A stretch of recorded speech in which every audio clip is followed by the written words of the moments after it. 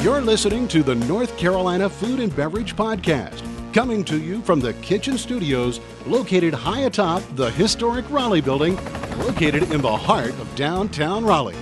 The NC F&amp podcast takes you behind the scenes of North Carolina's food and beverage industry. Follow us on Twitter and Instagram at NCFBpod.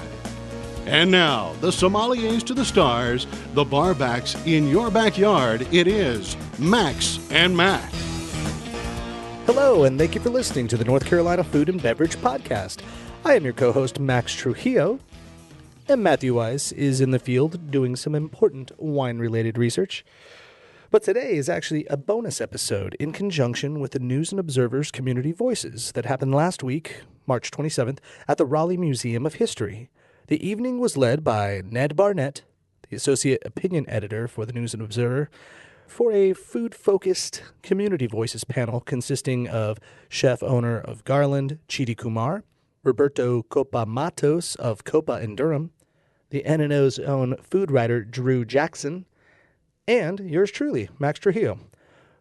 We answer the question, what's on the menu for the Triangle restaurants? So sit back, relax. It's kind of fun. It's a little different than what we're used to doing, and enjoy a nice little community chat about food in North Carolina. Take it away, Ned. Welcome to the News and Observer's Community Voices. I'm Ned Barnett, the Associate Opinion Editor for the News and Observer. I'd like to thank the Museum of History for hosting us here today. We've talked about a lot of things in the course of these series, everything from sea level rise to charter schools to the legislative session to fake news. But now we have a subject we can really sink our teeth into. It is a meal without calories, a discussion of Triangle restaurants. I've been here since 1991. And I have seen the boom and everything here, including the restaurants, but I've hardly seen all of it. And I think that we're all kind of in the same boat, that we know something big is happening out there. We've seen pieces of it. We haven't seen quite all of it. We're trying to get an idea of how much there is and where it's going and why it's coming. And so we've put together a panel here to help us with those questions. I think I did have a quote here from Greg Cox, who I wanted to have on the panel, but Greg prides himself on being a top secret. You can't find him on the internet or any place. But he said, based on the 4-star reviews I've awarded, and I've gotten a little stricter over the years, it's still going strong. There's a new generation of chefs, an amazing diversity of food, and it's spreading beyond Raleigh and Durham and to other towns, even to Cary, he said.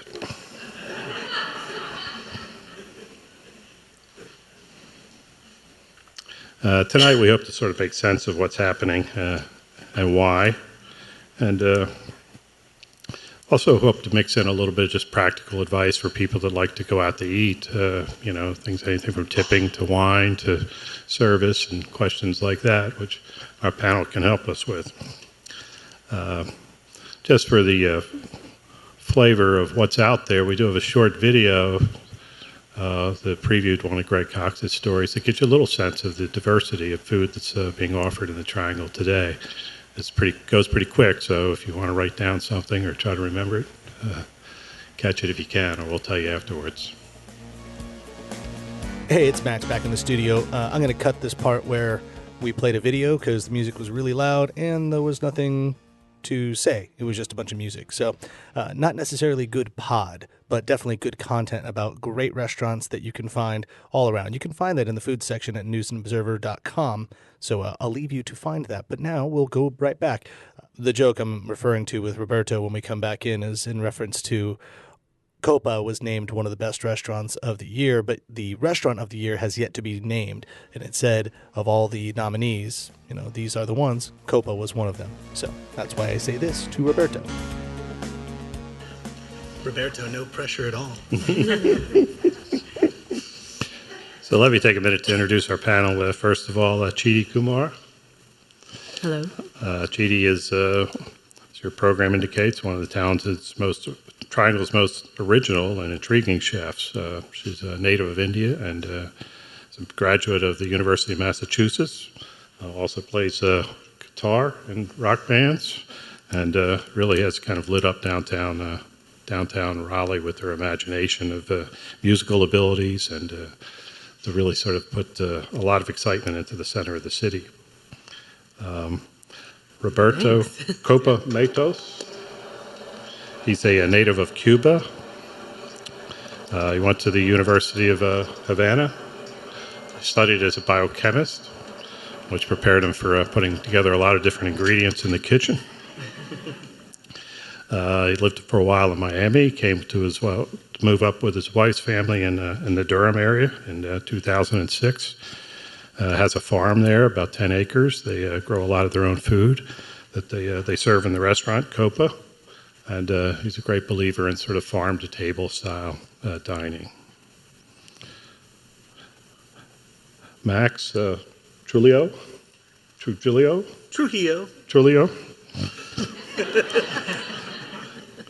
There's not a lot of Trujillos out here. Max is you're a musician from background. That you went to the Musical Institute? It was of Music? Musicians Institute in Hollywood. And Max is a wine expert. Came here, he worked at Raleigh's Midtown Grill and Standard Foods. And now he's spent a couple of years now, he's been doing a full-time podcast on the food and beverage industry all across North Carolina with a focus on the Triangle. And we'll also be recording this event, so if you want to listen to it again, you can hear it later on this podcast. And finally, we have our very own Drew Jackson from the News and Observer, our food writer. And he covers a beat that's always changing and is completely diverse and hard to keep up with, but fun to explore.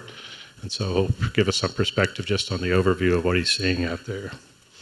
I've asked each of the panelists to sort of open with just a brief comment of the food scene in the Triangle, particularly in Raleigh or Durham, wherever they're focused on, and just things that really strike them about being a chef or reporting on food industry here in the Triangle. So if you'd like to start, Max, that'd be good. Sure. Hello, everyone, for one. Thank you for coming out. This is great. So I'm not from here. I'm from Los Angeles, kind of as we alluded earlier, and I've been here for 5.5 years. And the inkling of even choosing the state of North Carolina, or the Triangle more specifically, to be my home came from the idea that this food culture, which is very important to me, to quote myself, wasn't fully baked at the time and was very eager and wants to be more and wants to expand. And I love that about this city and this town and all the towns around, that there is a huge emphasis on entrepreneurship. Line cooks can become chefs or can become business owners. Really a lot of bootstraps kind of business out here, and that's what was most appealing to me. And since that, over the 5 years, I mean, this Triangle, this state, Charlotte, out the Outer Banks, everything has really blown up and been giving a lot of recognition. Like chefs like Cheetie and Roberto, Cheetie, 2 times now nominated semifinalist, 3 times now for a James Beard Award.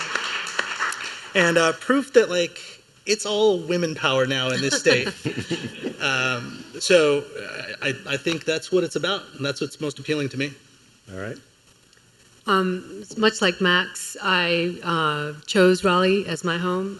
It was not my where I grew up, but I've been here for a couple of decades now, and I was not a person with a food background professionally. I kind of didn't have a profession when I came here, but I always had food as a huge part of my life and in my heart, if you will. And there were 2 things this town felt like it had: infinite potential, which was, like Max said, it felt like any person with a hope and a dream could make something happen and have their voice sort of be exemplified in a business if they wanted to do that. But I did see a gap between what I perceived as the indigenous culture of food here, the ingredients that were available, the richness of the farmers market, the richness of the ethnic communities that all had shops, and I could get any ingredient I wanted from Asia or Africa or South America, Latin America.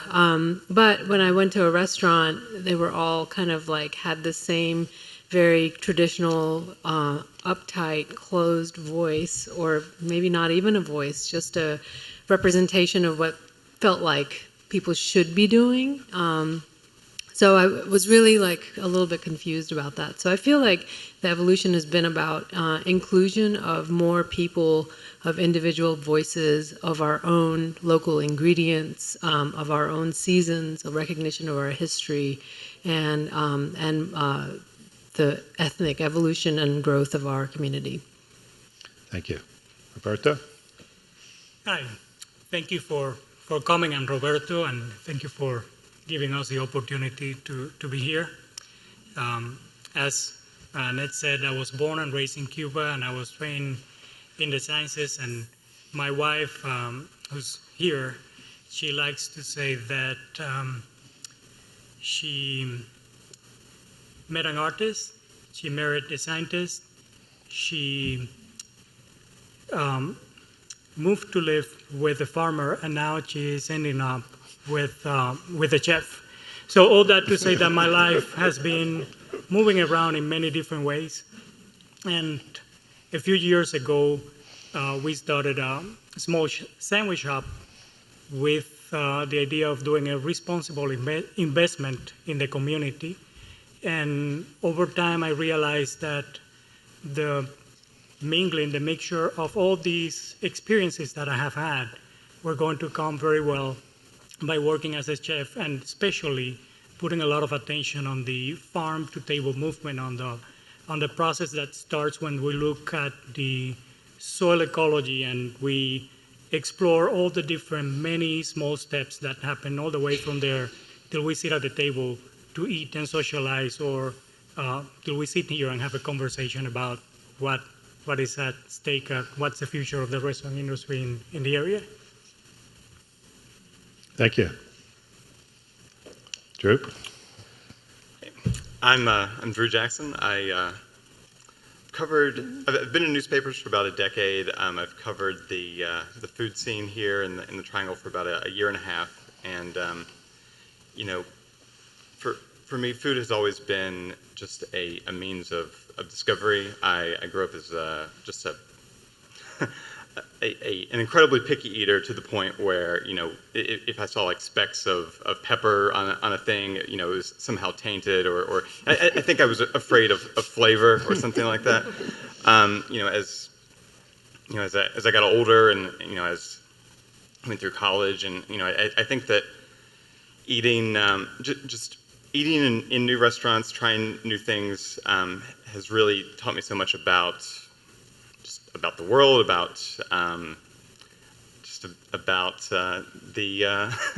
the way that we. I think that I guess just to kind of pull it back here, we look at the food scene here, and I think that this wasn't really what I had planned to talk about, but I think that it was kind of a special day today, in that. The James Beard nominations came out, and Ashley Christensen was was one of the 5 nominees nationwide for what is really kind of the top food award in the country, and then also on the stage, I just wrote a story about Shake Shack is coming into the region. For the first Triangle restaurant is going to open in Cary, and so. In that, I see kind of the person that helped found what we know as the modern Raleigh food scene, and sort of where that has led. The redevelopment of Raleigh is largely driven by incredibly talented chefs, and I think our our growing interest in going out and having a great meal and hanging out with each other, and then I think that has sort of remade the city, and it's also brought other corporate interest in, and I think that it'll be really interesting to see kind of how our homegrown food scene evolves, kind of with new eyes on it, and new pressures. So thank you. Cheetie, Drew mentioned the James Beard Award. You've been 3 times in semifinals.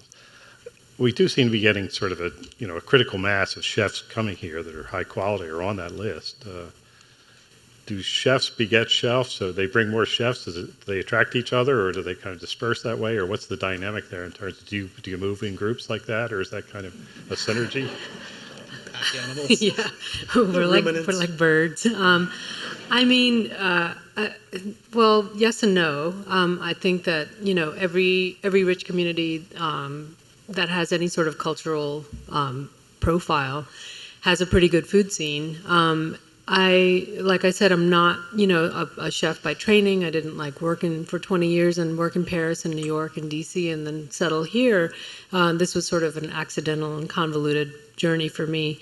But I do feel like there's a special sense of support that the chefs in Raleigh have, and I know that because I've had the pleasure of cooking with a lot of visiting chefs from around the country who come to Raleigh for fundraisers or events, or I've gone to their kitchens and seen how they interact with their community.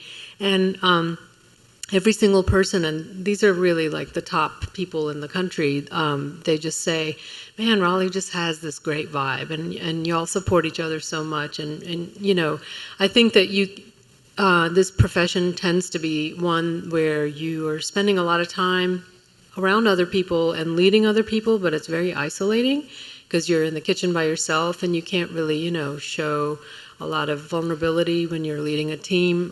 For me as a woman, oftentimes I'm the only woman in the room. And that's not to say I can't be honest, but it's not like I can really fall back on my crew for a lot of things.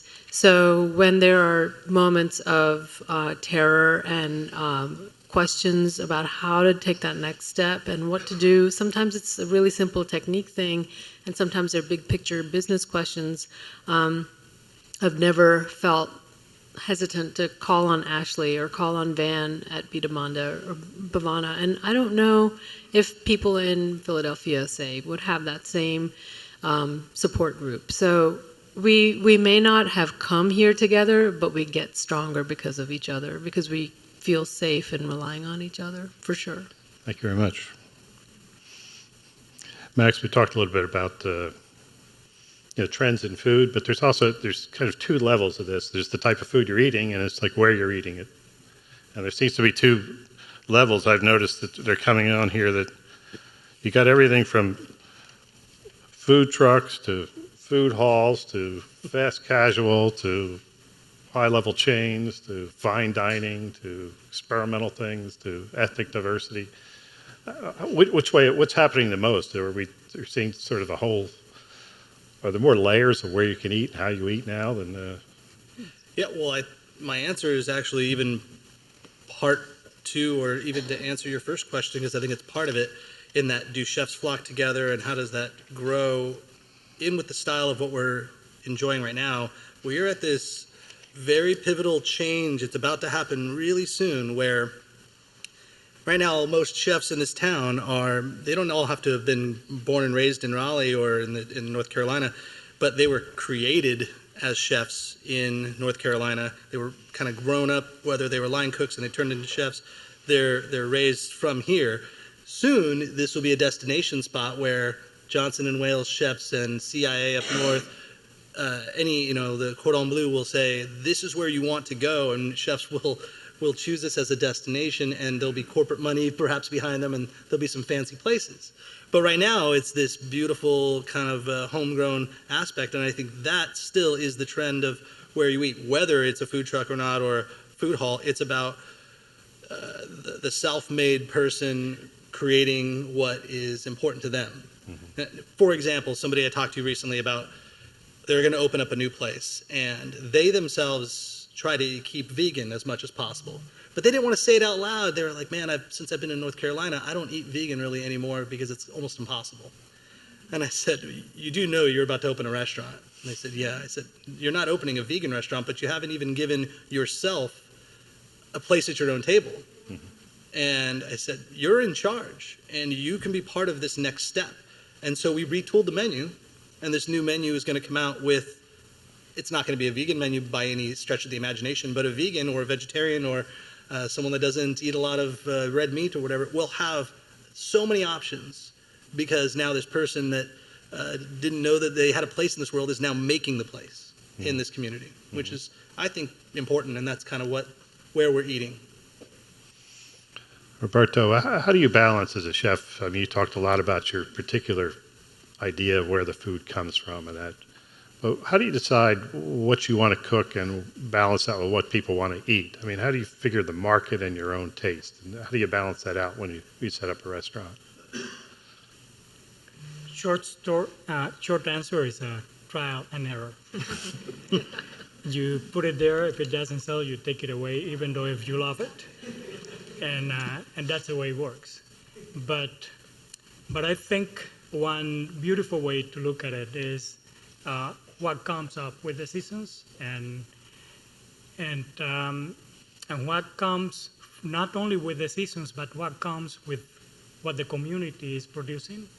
And if this season we didn't have a good year for cabbages, we cannot use a lot of cabbages that are great quality, but we can use something else. Maybe we had a lot of radishes and we can use them.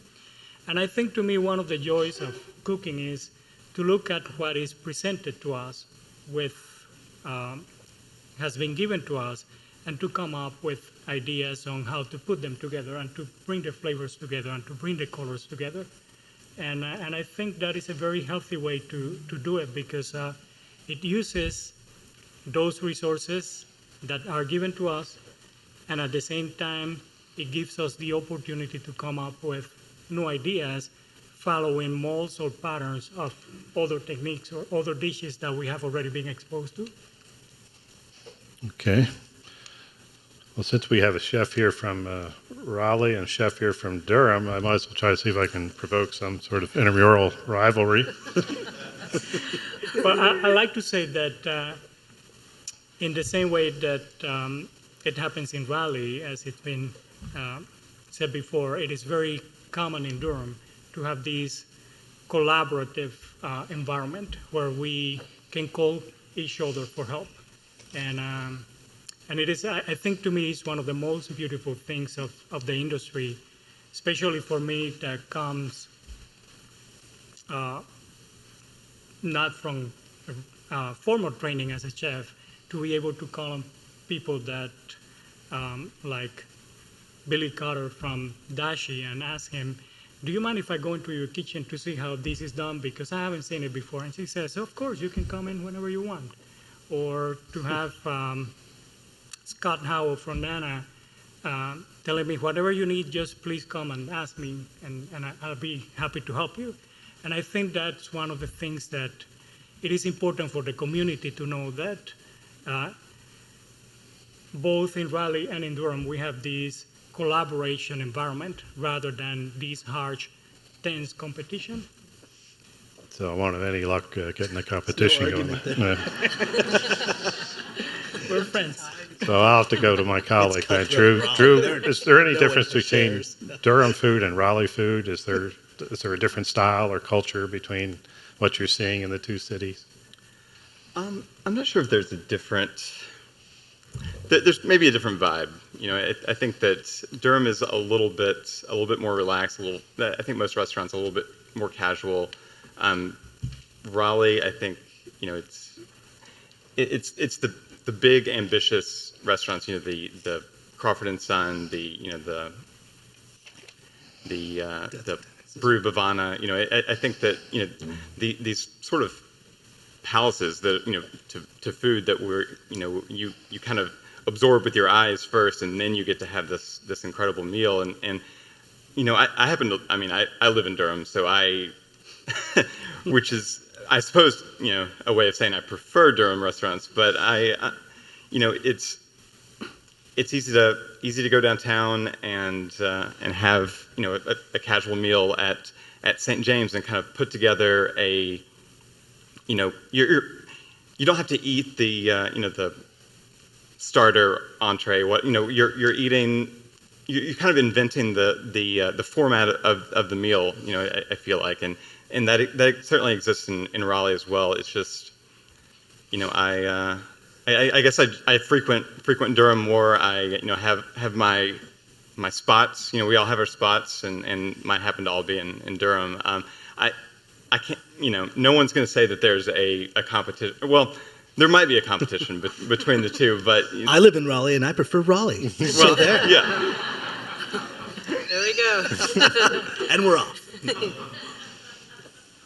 But there 30 miles between them. I think that if we had a light rail, it would just look like one. Thank you. One giant. You took the words out of my mouth. One giant region. Yeah. So.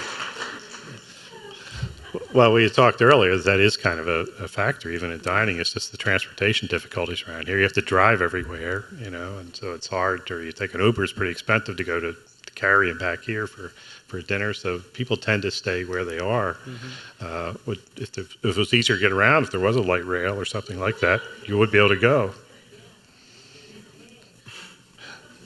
Max, starting with you, and the panel is welcome to chime in, but I wonder if you could answer a mystery that some people encounter, that they like a restaurant, it seems to be going pretty well, and then it closes.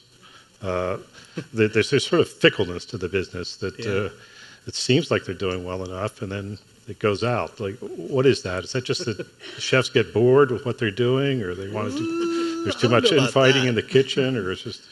I think restaurants do a really good job of showing success and not always showing that on the bottom line, on the P&L. And I think you never really just close a restaurant when it's super successful. Although we recently talked about this on my podcast, on the North Carolina Food and Beverage Podcast. Tune in on iTunes, wherever you find podcasts. And so Anthony Guerrero, where I saw you eating, Drew, in Raleigh at Oakwood Pizza Box. So proof he does come One of my favorites. Yeah. He's so Anthony's episode is actually dropping tomorrow, and we spoke about this, where Anthony is a younger person opened Bella Mia, where Greg Cox named it the Restaurant of the Year in 2010, 2012, something like that. Don't quote me. But they closed 3 years later. And we asked him, like, wait a minute, you were the top restaurant per who we consider a great judge of character of restaurants. Why did you close? And he said, well, my brother wanted to be a Green Beret, get into Special Forces, and we needed a break. We wanted a new challenge. So in that, I would say, and that's a very specific question, he kind of changed. They just decided to do something new. One, also a number one restaurant, just kind of came and went in the dark at night. And Kim, who is arguably one of the best chefs in the nation, is now, I think, in Northern California. I think she and her partner are killing it out there. Meadow, I forget the name of the place now. But I think that was an economic level. I don't think there was enough money coming to the bottom line. I think that you are doing really high-end cuisine. If you actually charged what it really is worth, no one would be able to dine there. And I think that sometimes there's a little hubris to say, whether it's the owners and the chefs, whatever, you want butts in seats, and so you're willing to sacrifice profitability to just get them in there, but it's not sustaining for a long period of time, and unfortunately at some point you got to pull the plug. Mm-hmm. Cheetie, you mentioned local food and your interpretations of it. There's obviously a lot happening with restaurants. There's a lot of diversity. There's all kinds of ethnic variety of foods. Is there still Southern food, and is Southern food still the core of the dining experience in this area? Well, I find myself talking about Southern food a lot lately. And I always want to start with Southern food as being a static principle and versus a cuisine that's always been evolving.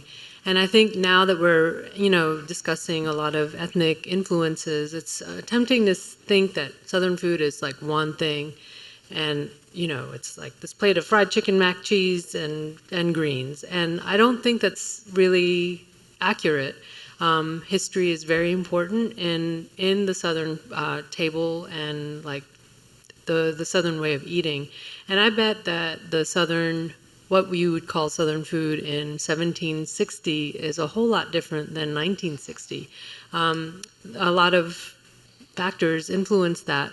So, I get what your question is, and I do think that, people are way more receptive to something that they feel like they've heard of before, and sometimes they don't want to. People and I don't want to think too hard. I want to just go somewhere and order the thing that I love, and like I know what I'm going to get.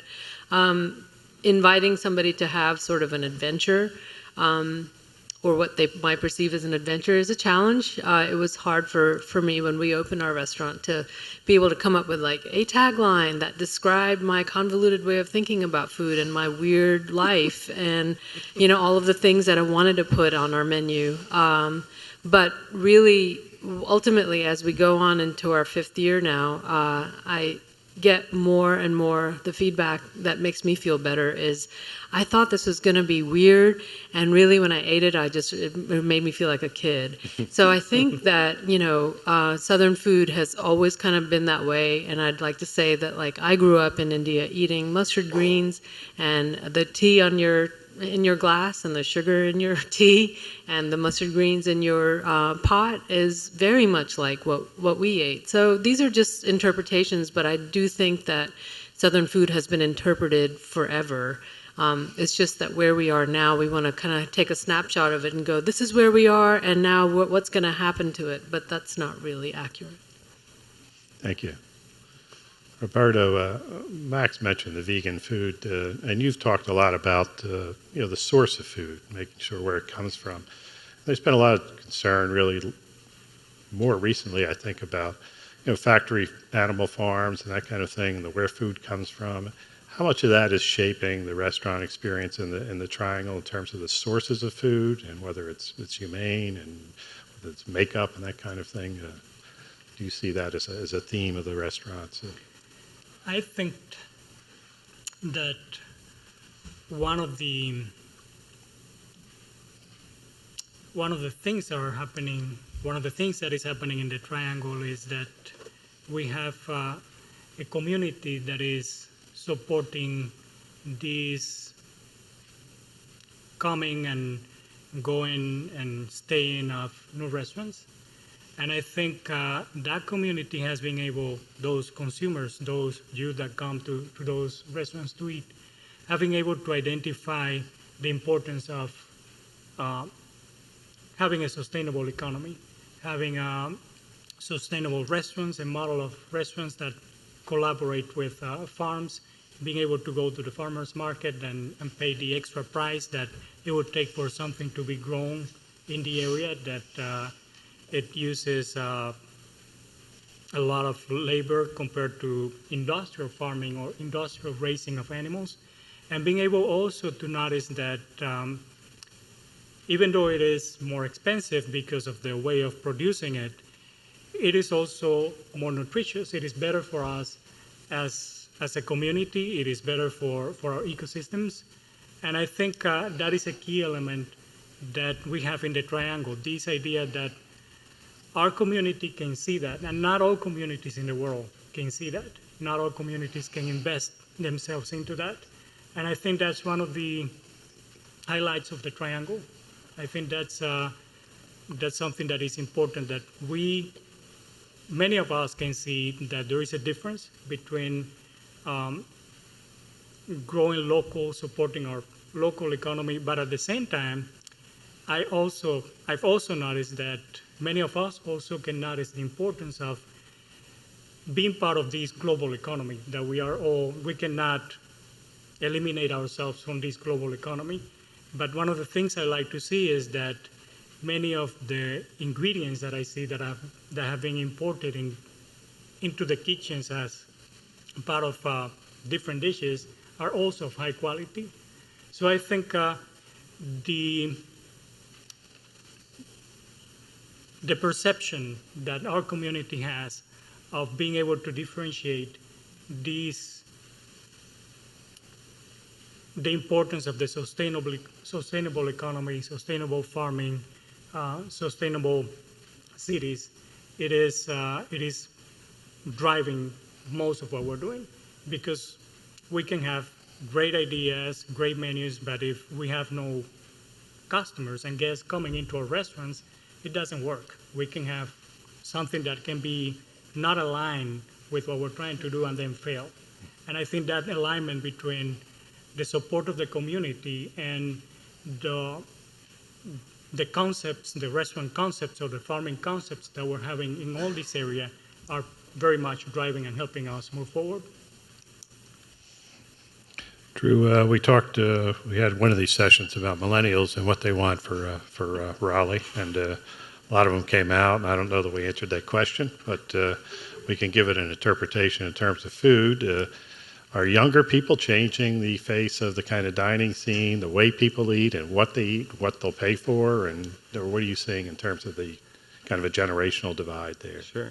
I think I'm at the upper end of the millennial spectrum, but I think the biggest change is, it's reflected on menus. I think we talked a bit about the sharing of dishes. It's communal ordering, it's table-wide ordering, which it's, I don't know. I think that most people in my generation, are comfortable eating that way. Sometimes when we go out with people's friends or people's parents, it's a strangely jarring sort of like, it's like why is your fork near my plate kind of thing. I have a vegetable, a protein, a starch. This is my food. Exactly. Yeah.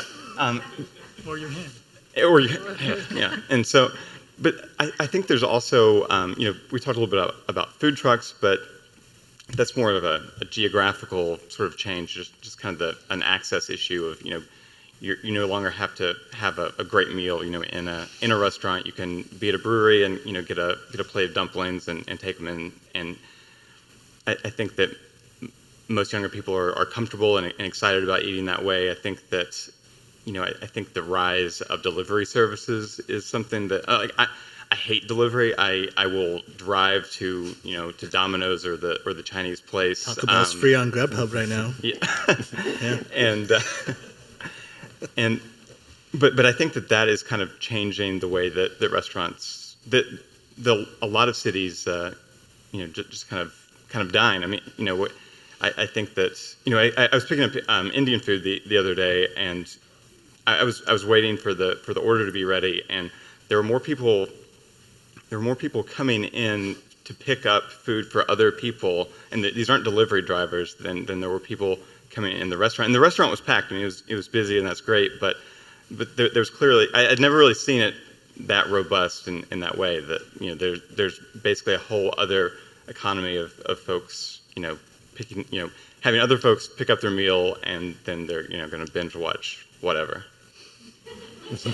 That's an interesting point, and I noticed this coming from Los Angeles immediately when I was working at Midtown Grill, was that so many people in North Carolina eat at home. Now, whether they are making it or just enjoying it, they eat at home way more often, I feel, than, say, big city life. And my friends and I were thinking about that, and I said, it's because everyone in LA has a small, lousy apartment, and there's no way you're going to invite friends. But out here, you can get a lot for your money with a house, and you could have a huge patio and porch or just a dining room.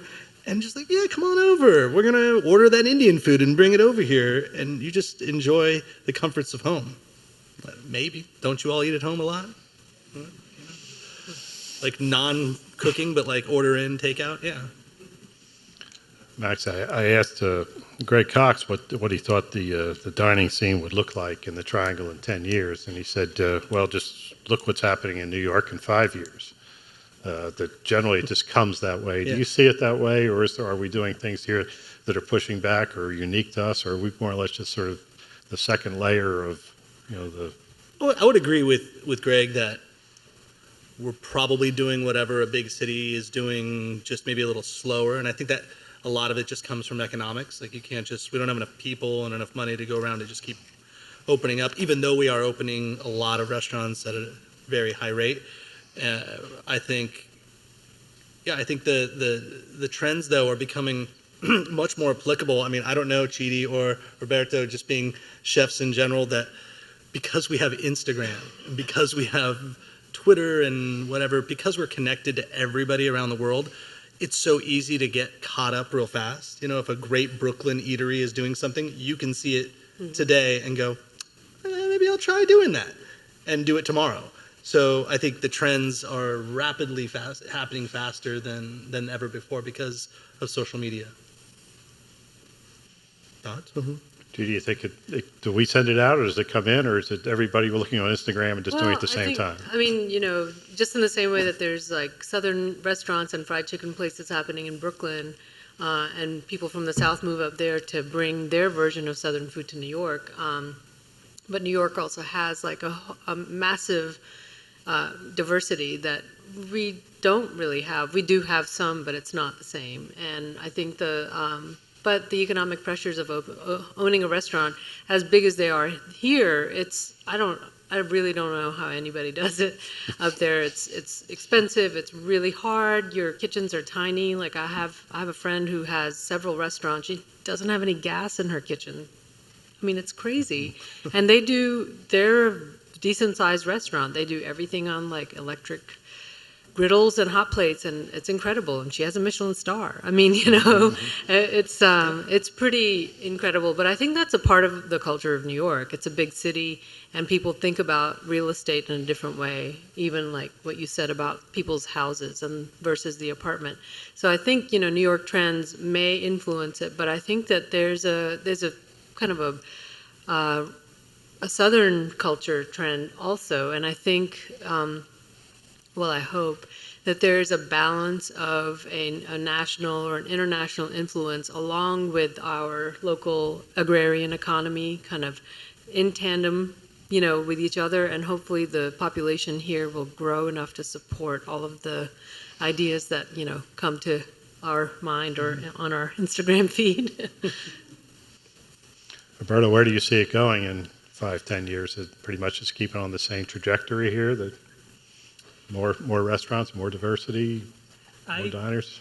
I believe that there is space for a lot more, especially if we all jump into it. And I think one of the key elements would be all of us getting together, not only the restaurants and those who work in the restaurant industry, but also those who come to eat and dine with us. I think that there is a special need that we have in our society, which is the need to socialize. And yes, it is great. I agree with Max. If we have a space, we invite our friends and they come over and we share at home. And we cook or we order food from a different place. But we have all very hectic, busy lives. And I think that the restaurant is a beautiful space where we can come together and socialize and converse and to satisfy this need that we all have to be humans, to be social and to converse, that we cannot always do at home because of the kind of society that we live in. And I think that because of that reason, because of that need to be willing to socialize, that there is more space for restaurants of all different kinds, especially because immigrants from all over the place are moving into the Triangle, because the Triangle has been able to accept us and to include us rather than to separate us and to exclude ourselves. So I think that there is space for growth and development, especially if we all come together into it. Okay. We got a few minutes here. I was just trying to collect a few tips from folks, and could be helpful for our next dining experience. Max, can you tell us a little bit about ordering wine? Do you have any kind of idea whether you should, I guess you order the most expensive one on the menu, right? That's what you do. Yeah, most expensive equals best. No, I mean, Look, at this point, there are no real rules with wine. That's not a satisfying answer, of course. People always ask me, what are your favorite wines? And that's impossible to say, but I will give like some actual hard answers. For one, the red-white thing, that's really not relevant about pairing it with fish, with meat, with whatever, vegetables. Think about the sauces, not the proteins on that menu item. Pair your wine to that. Like if they're going to put a pineapple chutney on something, whether it's a duck or it's beef, that'd be weird. But a lot of things. Think about the pineapples. Think about the flavor you're getting there. It's really sweet. It's got a lot of sugary tones on it. So you don't want a sugary sweet wine. You want to kind of go against it. Maybe get some nice high acid to cut through those things. And then at that point, when you're picking the wine in general, just pick what you like. If you like Pinot Noir, then great. Now get a Pinot Noir that might not, Pinot Noir is pretty high acid and low sugar, and that would be a really good choice with that type of dish. And then the best part, no one likes to do this.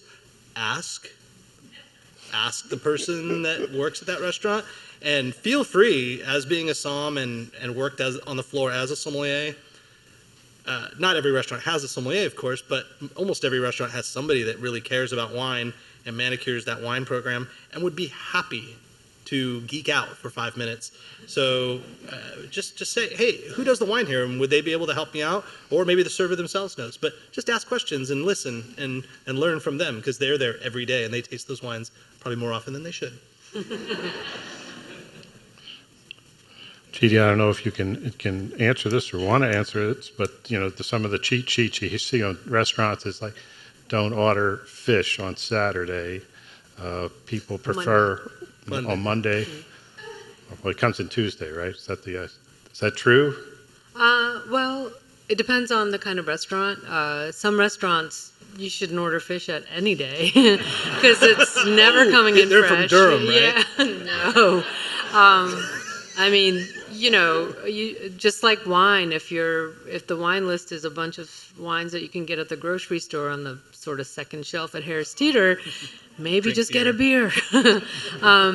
So it really depends. I mean, some rules are, stereotypes sometimes have a grain of truth, but generally, people who are fishing are fishing on Mondays, and they bring stuff in on Tuesdays or Wednesdays. So we work with local seafood, and we always have. We get seafood deliveries twice a week. We always buy our fish whole. And you can certainly ask your server if the fish is cut in-house, because a whole fish that comes in on Friday that got caught on Thursday and you're eating it on Tuesday, it's fresher than what you might buy a fillet at Harris Teeter or maybe even the sushi restaurant that you're going to. And isn't all fish frozen, basically? Because once it comes out of the water, don't they flash freeze everything? So to say, no. I mean, sometimes, but even Lynn at Locals said, it's like, we put everything on ice just to get it back to the... it's not frozen. Right. So once you freeze it, the protein structure changes. And I bet you can attest to this. But, in certain parts of the year, the shrimp is, like if it's IQF, it's like frozen instantly, and it's kind of individually frozen. So it's like super cold, and so it's not like a block of shrimp. So that kind of changes the integrity of the shrimp. But with fish, mostly, you either eat it immediately, or you kind of want to wait a couple of days until it's like out of rigor and the muscles have relaxed a little bit. So, but everything does get put on ice. I mean, we're not like, we're not at the coast. We don't have a dock outside of our restaurant. But, you have to kind of evaluate what kind of a place you are eating at. And if it's not a locally sourced place, then maybe consider supporting a place that is. Roberto, I'm sure this never happened to you, but maybe you could advise people it has happened to. Is what happens, or when should a diner send something back?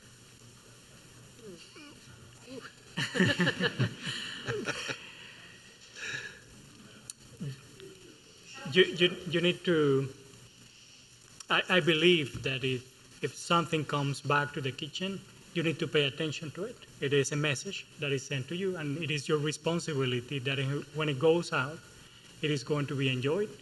And I believe that we all work to achieve the highest level of perfection we can, but we're only humans, and we are going to make mistakes.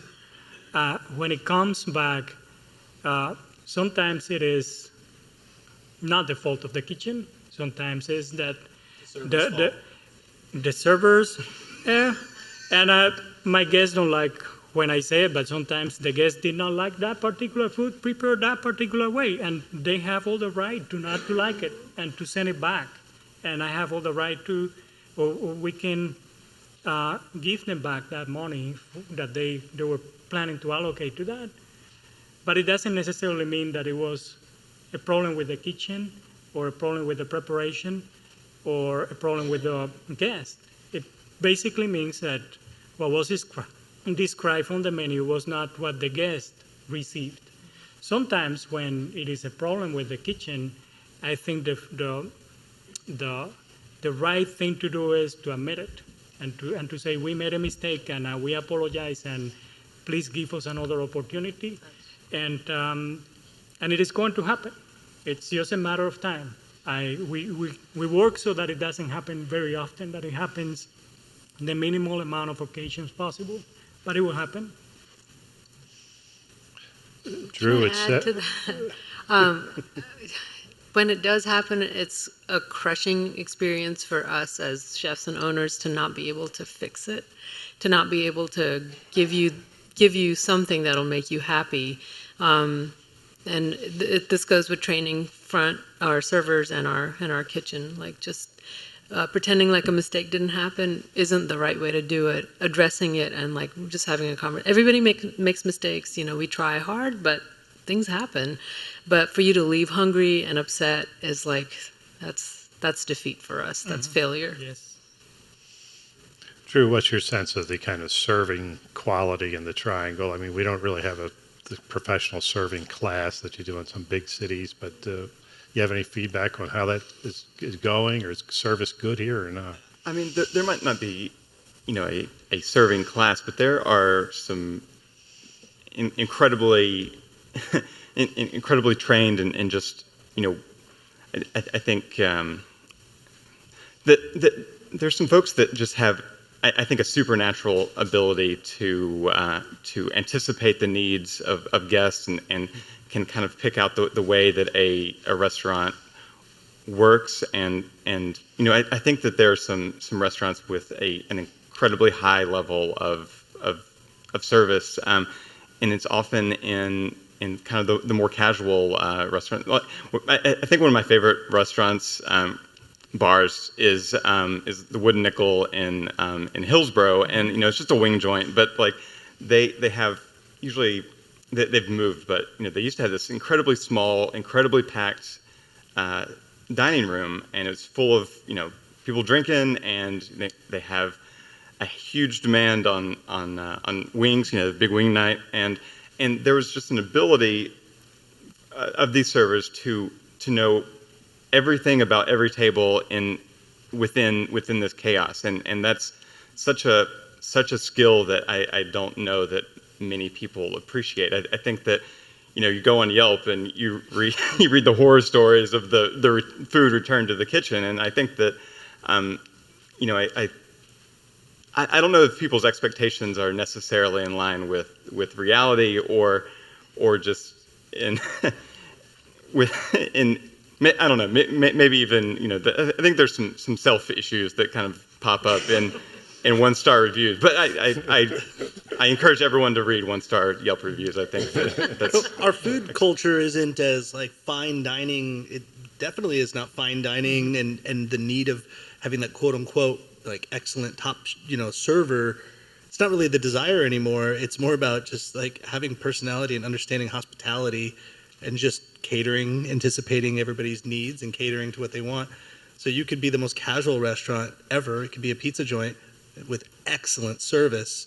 And as long as you, the patron, leave there fully satisfied, then you just you don't even, the best service is the one you don't think about, right?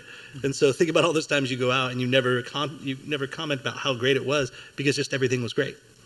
And so the only time you really care is when it's over the top, when someone gives you a free glass of wine or free dessert, and you're like, whoa, this is really nice, because they're just buttering up. But that's not real. The real service is just moving in the shadows. The water is always full. my next spoon is here, and all that. And that happens pretty frequently, I think, in this area, no matter what, because maybe it's the Southern hospitality and everybody, And sometimes it doesn't happen at fine dining restaurants in big cities. I mean, Yeah. I don't think there's a classism necessarily affiliated with hospitality and empathetic service. Mm-hmm. I think that, and again, I like to look at everything that I pay attention to from the point of view of the big whole community. And I think that one of the big blessings or the big good things that we have in the area is that we have a very well-educated community. And one thing that I have noticed is happening is that many of those who are well-trained in many different disciplines are making a decision to be part of the restaurant industry as servers or at the back of the house in the kitchen. And that is helping a lot to elevate this sense of having not fine dining, but good quality, casual, relaxed experience, but having a very good level of service because they're well-trained servers. For instance, in our place at Copa, we have a former pastor that has made a decision that he wants to be in the restaurant industry because he wants to serve that way, being a server. But we also have a bartender who's finishing his degree in nuclear physics. And we have a former bookkeeper.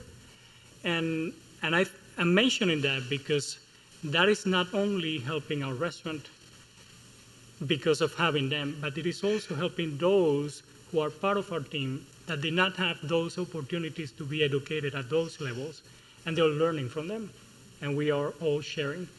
And I think that if we talk about it, if we make it a conversation like we're talking about it today, there is no shame in working in the restaurant industry. There is no shame in being a farmer. Actually, many people are moving back to being farmers, and many people are deciding to make a commitment to the restaurant industry. Then we all are going to end up in a better position. Well, people here, have 100 or so people. They're thinking of going out to dinner tomorrow night. I just wonder if each of the panelists just got sort of a 1-sentence or 2-sentence tip for them, like try the seafood, go to Durham, try the wing place. What would you say to somebody? Say, I'm thinking of going out to dinner tomorrow night. Dinner tomorrow night. So one of the things I love are all these special event things that happen. No offense to established brick and mortar restaurants, but I love like the pop-ups, the idea of collaborations and seeing something that, experiencing something that can only happen once, let's say. And I think that's happening really, really great and very often around here. So with that, you got to be up on it. You got to look at social media. You got to follow people that are into it or whatever. But two really good examples. Jacob Boehm of Snap Pea Underground. It's the best pop-up you'll ever experience. And it's like vegetable forward, very light protein. I'm a huge meat eater, and I go there, and I'm more satisfied than I've ever been. And it's really fun. Tickets sell out in 2 minutes. Tickets go on sale tomorrow at noon. He's a good friend of mine, and this is not a sales thing. He's a good friend of mine because I totally respect what he does, and I admire him, and he actually thinks I'm a nice guy, so we're friends. It's unbelievable. Terry, he's back there. He's been to a bunch of those experiences. And then on the beer side, ancillary fermentation. There's a side project for the guys from Bond Brothers are doing such a cool thing. And I kidded to say, you guys are doing to beer what Jacob at Snap Pea is doing to food. And I just went to their pop-up 10 days ago, and there was like 1,000 people outside enjoying this beer, overlooking the city at a undisclosed location, and we just went and we had a really good time. And I love that. I think that's the favorite thing. So, if I'd say go to a locally owned place that you can afford, that'll make you feel good about what you put in your body and how you fueled our economy. Yeah. Can I start some rivalry? Oh, God. Don't go to Copa. I'm just kidding. I would say go to Durham and walk up and down the street. A beautiful way to find a place that you like is to smell what comes out of the kitchen. You smell and look around, and if there is a smell that you like, just go in there and try it. And do not be afraid of things that you do not know, because you might be surprised that you fall in love with those things that you do not know. Follow your nose. Yes. The French I've fries done it smell before, really and it good, worked too. very well. Yeah. I would say that, unfortunately, I read about a lot of restaurant closings, and so I think my recommendation would be to go to an old favorite, maybe order something that you've never had there before. But it's always nice to check in on your favorite restaurants and keep them going and keep them vibrant. Cool. All right. Well, thank you very much. Appreciate the panel's good advice and good insights into what to eat in the Triangle. Thank you very much. Thank you.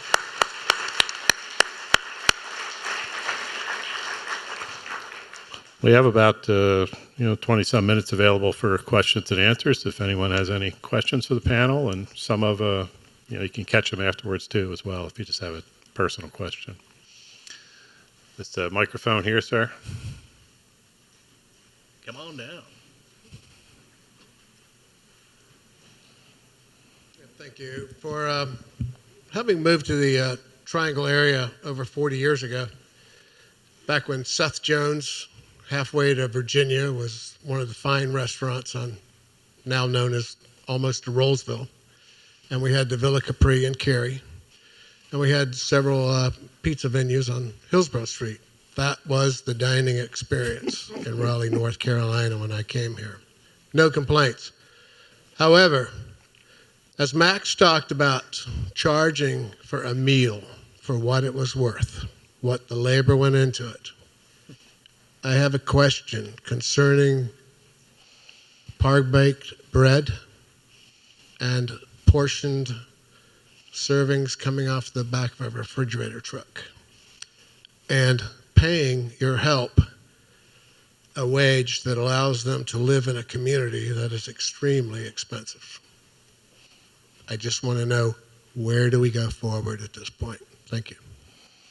Well, I'll reference Los Angeles one more time because this is what I hope never happens. But you can drive through Beverly Hills, Brentwood, Malibu, and you'll see these beautiful homes, and you'll go a block around and you'll see kind of a slum. And you're like, well, how does this exist? Well, it's like, oh, those are all the people that work to make it comfortable for the people with the beautiful homes, like the gardeners and the local, restaurant or whatever it might be. So there's this huge disparaging, economic level, and it's like literally in front of you. It's like you can look across the street. I don't think we're there yet, but I think the people that are in the kitchens that are working really hard and working these long hours, let's just say this, it's impossible to find really good help in the kitchen and hold on to it because there is not enough people that want to do that job. Doing that job, being a chef, doing that job, it's gratifying, it's hard work, but it's yours, it's your restaurant.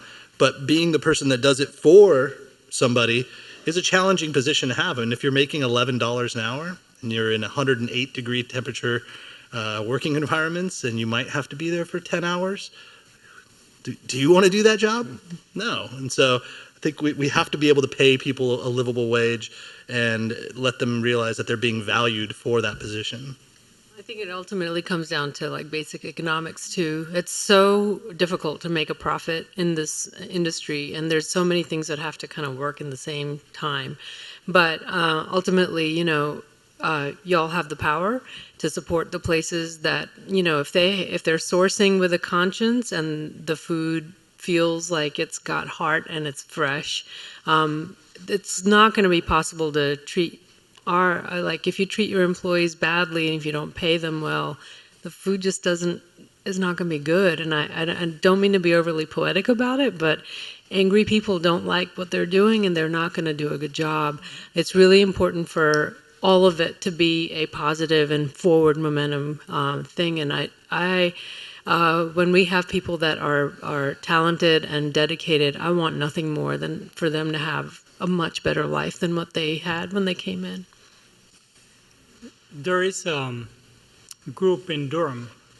It's named Living Wage Group, and it creates or sets standard for what it needs to be paid to someone in Durham to have an honorable, decent life. And businesses, local businesses, or any business can decide to be part of that.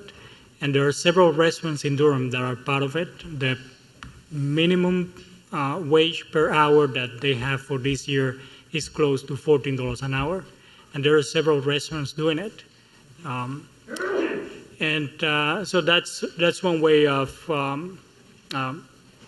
interpreting that from the point of view of a guest to the restaurant. If you find out that this place is doing that, you go and support this local restaurant that is already not only sourcing from local farms and local artisans and as much as they can do from the area, but they're also committing themselves to the idea that everybody deserves a living wage. And there is an organization that is handling that, and it is not difficult to find it. And most restaurants doing it, they're advertising it one way or the other. The other important thing that I think it is worth noticing, it is that I have found that in general there is a misunderstanding between the wages that the servers get compared to the wages that the back of the house, the cooks and kitchen team members get. And there is a big disparity that I have a hard time to accept that it is part of the industry. So as an average, I would say minimum, a server can make twice what a back of the house cook team member is doing. Easily. And then this is another advice to you as a community. If you can go out of your way and do something for somebody at the back of the house, please do so, because they're working hard. They have to work twice. The amount of time is twice to make the same thing, the same amount of money that a front of the house or a server is doing. So if you can help somehow with whichever idea, or be nice to back of the house kitchen team members, they will appreciate it very much, because there is already a disparity between the wages that the front of the house servers are getting compared to the back of the house team members, the cooks and dishwashers and everybody at the back. Thank you. I have a question here. Yeah, I'm from Cary, and I want to get opinions from the panel about the food scene in Cary. Are there any local favorites that you guys like and locally owned? Cary's hot right now. It's like literally jumping out. It's really cool. Get a cocktail at Sidebar. It's the best cocktail bar in the area. It's where Pizzeria Felizi and Bond Brothers are located, and off Chatham Street. And get a pizza at Pizzeria Felizi, which is also really good. And then the noodle place that's right down the street. Oh my God, Noodle Boulevard. Noodle Boulevard is excellent. That's my thing. And the H Mart, and just shop at H Mart all day long. And the it's opened by the same folks as Pizzeria Felici, but they put a bagel shop in a dead Little Caesars, and it's this beautiful tiny little bagel shop in the middle of this parking lot, right across from their pizzeria, and it's delicious, and I just love that it's in a Little Caesar. Right? It's Big Dom, yeah, Big Dom Bagels.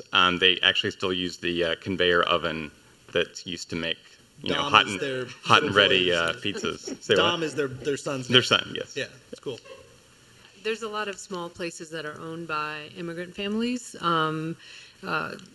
Nepalese Himalayan, or Himalayan Nepalese, I can never remember exactly their name. Udupi Cafe is a little South Indian place that's like all vegetarian, and their paper masala dosa is literally that big, super shatteringly crisp. It's delicious, and it's been there for 15 years. always consistently good. Taipei 101 or Szechuan Taste are great Szechuan restaurants that I really like. Question here. So I'm a travel writer who specializes in culinary and spirits, wine, and I have a little short of 3 weeks here, and I'm really glad you guys spoke about tackling the triangle. It's really hard because you can't drink and drive. It's too far, and you're right. It gets expensive to do an Uber to Chapel Hill or wherever.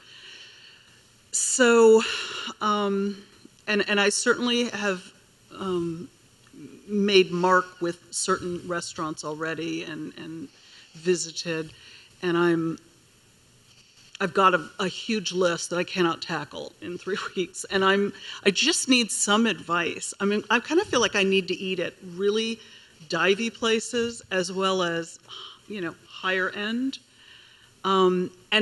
And again, my whole discovery in the short time I've been here is, it feels like the whole area is on the rise. I mean, literally. And I saw this happen in Atlanta, where I lived for many years. So I don't know if you guys have any advice on that's kind of a big concept, but how to approach, how to come back with a bunch of great stories. And I've made a ton of notes tonight, but. Well, how many meals can you eat in a day? And I'm serious. A diner round, right? I think when I'm trying to gulp a city, I try to go to maybe 6 places and don't eat a full meal in each one. Right. Do some research and make a plan. Sometimes like a Google plan, a map with spots, and figure out how you're going to get from point A to point B. If there's a place that's open all afternoon, hit them at 3:00 and get a snack. I wish we had happy hours. I can't even say that legally, but just try to think of how you can make sense of a progressive meal is what you're going to have to write for yourself, and don't load yourself up with unnecessary, don't get fries, don't drink beer when you're doing it. Try to think about things that are lighter, but you can still get a feel for what that place is offering, and sometimes a little research on, I don't want to say Yelp, but other sites that you can trust a little. Yeah, I mean, just, places that have a certain dish that is the go-to. You might not get the full experience, but I think at least you'll have a snapshot. Do you think any of the food tours that are on offer in the Triangle, the sort of walking tours where you hit a few restaurants, are picking the best of the best, or are they picking who's willing to participate? I mean, a little bit of both. We participate in a food tour, and we have for a while. I like them, this particular Taste Carolina. Okay. They're pedestrian, so I know that they're going from, all the places in the downtown community, and I looked at all the other restaurants that they were going to hit, and they were all sort of places that I would go. Okay. So yeah, I mean, I think it depends. Some places some of the tours are not as ethical as others. Right, right. I would also say, if you're genuinely looking for places that are hidden gems, the best place is go to a restaurant and then just talk to your server and your bartender and the manager or whoever. They're going to know this area better and be way more informed, because that's what they do for a living. And we all go to restaurants all the time. Right. Meaning anybody that's been in the business. I get the best information from the person that I have a good rapport with while I'm dining. Yeah, and I'm happy to say, is it Cortez? Cortez, yeah. Gave me great recommendations right out the gate, first night. So, yeah. Their butter beans? Yeah, I mean, everything. One of the best things I've had all year. Stupendous. And I asked where they eat, so yeah, absolutely. I mean, I've been at this for a while, so okay, cool. Thanks, guys. Anything else that I need to know? Are any of you available to be interviewed privately? Is that something I can do? If you go all the way to Hillsborough, I think that we can agree Wooden Nickel would be a place to go, right? Yeah. Always, Wooden Nickel, okay. Cool. Made me curious. All right, thanks. You have a question here? Yeah, I remember as a kid, the best place to get food was at the table in the kitchen. That was where everything happened. So how do you as entrepreneurs translate what would happen in a family's kitchen at the table to the services and the food you serve, so that when people walk in, they feel like they're at home? My language for food comes from my mother, and that's who instilled the love of food and cooking in me. So for me, as a personal story, it's something I'm always kind of connected to, and I'm not saying that everything on our menu is inspired by her or her food, but the connection of, I think that eating is about memory, future and past, and I don't take lightly the responsibility that we have as a restaurant to make people feel like they're connected with each other when they're in our place. I think that communal feeling that you had referenced earlier is really kind of in our DNA as people. Eating is a communal activity. I think that, sharing, breaking bread together, as cliche as that is like a really important part of us connecting with each other. So my personal approach is to make food that you wish that you had time to make at home. And hopefully it'll, you want to relax, and that's a part of like service. That's people who are waiting on you, anticipating your needs. So you don't have, there's a subtle relaxation that comes with a symbiotic place that the service, the vibe, the music, the food, everything kind of goes together, and that's sort of like your home. You create a place that you feel good in, and we're honestly like we're trying to do that too. I think in our approach at Copa, it's I was thinking a little bit. I was thinking about it physically, how we designed the kitchen and how we designed the dining area, and it is very open. And I believe that if it is open and we can see each other, it encourages participation and conversation and trust. And that's what I was wanting to go to. I think that the idea of enjoying a meal with the family or remembering this great time that we had with our grandparents and our cousins at the table, it is based on trust. And I think that one of the things that we have done is that we open as much as we could both the dining area and the kitchen.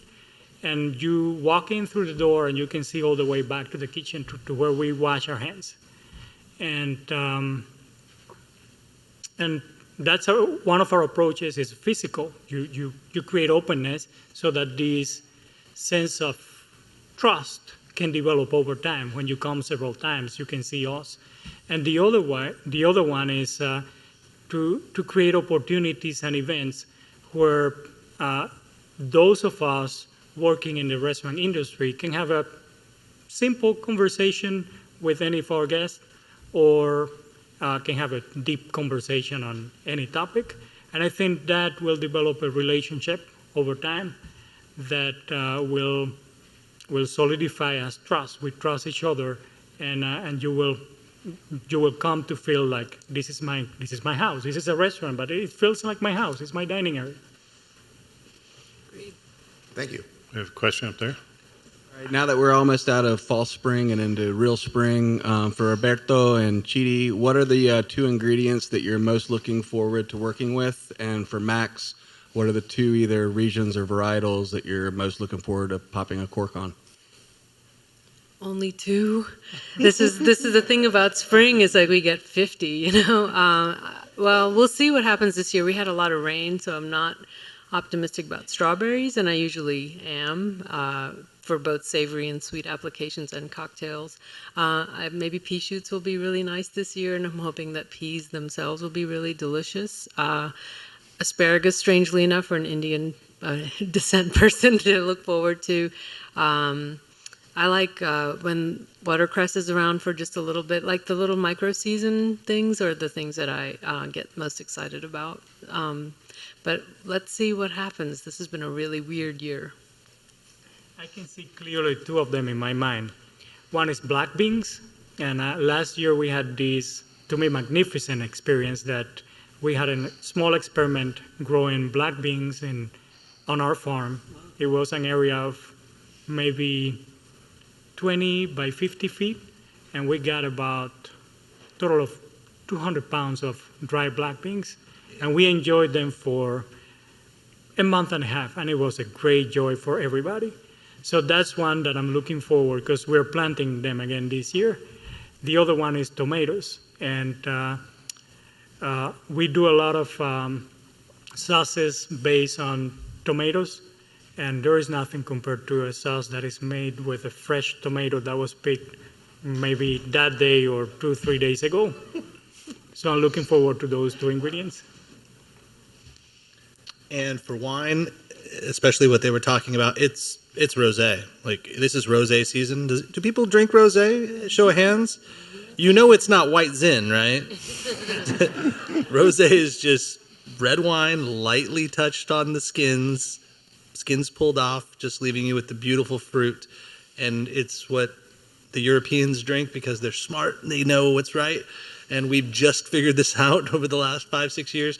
But now rosé is awesome. Sparkling rosé is great, but that's not what I'm talking about. I'm talking about just still, it's not sweet, it's dry, it's fresh. And when you are buying it, we're in 2019, so the label should say 2018. That's the year you want to be drinking from. Don't drink 2016 rosé. That's too old. Rosé has a very short shelf life. You don't age rosé unless it's intentionally needed to be aged, which is a whole other conversation, not for this. Get fresh rosé from 2018 in this year, and you will love it. Very good. Is this on? That's on. Yes. If I'm bellowing, somebody throw a bottle of water at me. I have a quick comment, quick question. The comment, as I was leaving the house to come hear this tonight, my wife grabbed me and said, "If they have restaurant coupons, don't you leave without them." So I'll plead the fifth. The question is, I'm sure you all recently read the article or some articles about Raleigh, Durham being voted number 2 out of 100 of the best places to live in this country. How do you affect or think that will affect the already booming restaurant business in this area? Here come the carpetbaggers. It's the kiss of death right now. I'm totally the exact example of reading those articles and moving my family here. So I think it's awesome. Just, let's not have too many too fast, and then it'll dilute the beauty of what this place is. A slow growth is fantastic. I think the ship has sailed on slow growth here. I think that the future of the leadership of our cities is super important. I think that for businesses like ours to thrive, we need, if we're getting a population, I would think that having a density in city centers and really helping our neighborhoods grow as neighborhoods and not seeing a lot of sprawl and making it possible for a restaurant to be a neighborhood restaurant and be busy every night and stay open and pay their staff a fair wage and pay their rent when the real estate prices are going up and up every year. We've been on these lists for a long time now, maybe 8 years. I think Fortune magazine and all kinds of magazines vote for this, but I think that making decisions for the city to support parks and public transportation and education access for people in neighborhoods that are, just getting gentrified. It's complex, but I think that the decisions that our policymakers make are really going to shape what happens with this new population expansion. I have one question. Could I ask for a show of hands if anybody here who works in the food industry? Gee, okay. It's about half the room, roughly. Yeah, more than I thought. Yeah. So one last question, it looks like here. Is there an unwritten rule or consensus among restaurateurs that the dining experience is enhanced by high noise levels?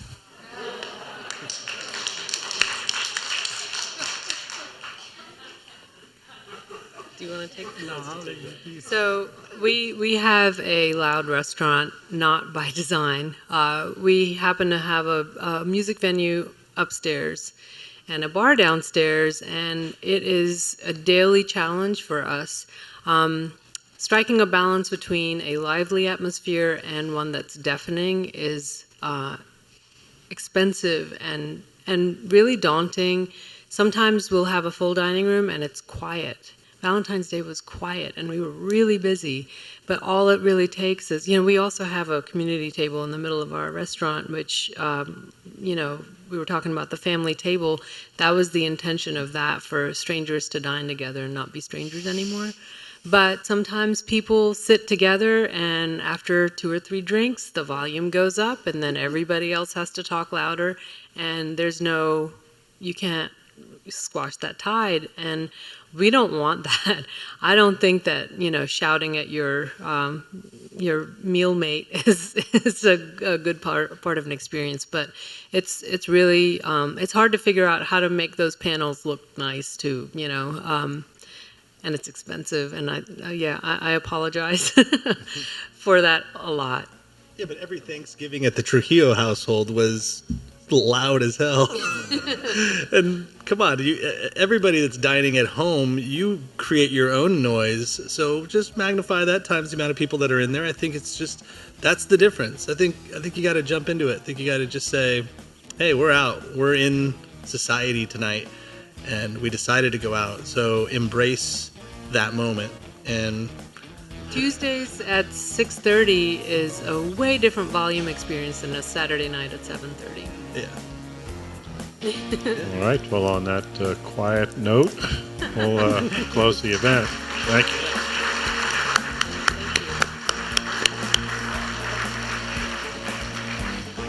Thank you very much for coming out, and we'll see you at the end of next month. We have the Holt brothers coming in to talk about life after professional sports. Thanks for listening to the NC F&B podcast. And if you've stuck with us this long, review us on iTunes, and remember, 5 stars are encouraged.